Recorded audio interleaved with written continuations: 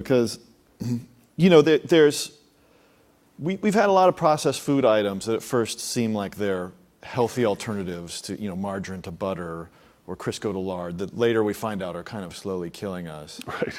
And so just thinking about eating a lot of plant protein, I know that there are some concerns out there about eating so much soy. Mm-hmm.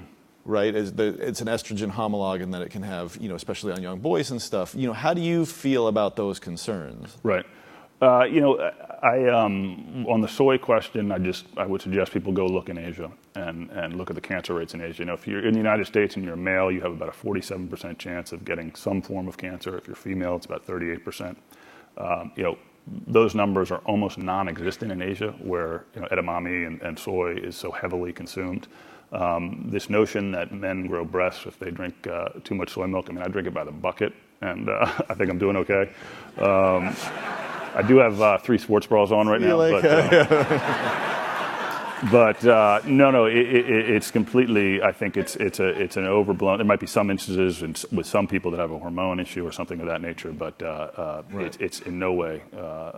Were you closely watching the science and the research papers? Very much so. And if you look at the studies that a lot of that information is based on, a lot of those studies have been discredited. They were on rats, and they were overfed huge amounts of isolated soy and et cetera. But I think the major point is that as a head of a business, I do understand that consumers do have that worry, and I'm very cognizant of it. And so what we're doing is creating a protein bench, and this fascinates me. We're taking protein from various plants. Peas is the next one. So our next product coming out is all pea protein. It's a beautiful product. It's sea salt and pea protein, and so it's very simple.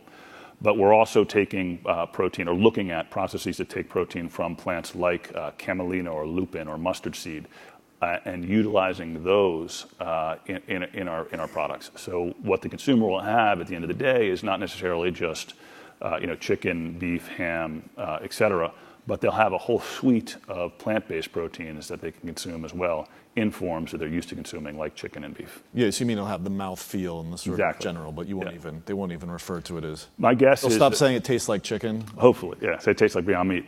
That's my dream. Is when someone has Purdue and says it tastes like Beyond Meat.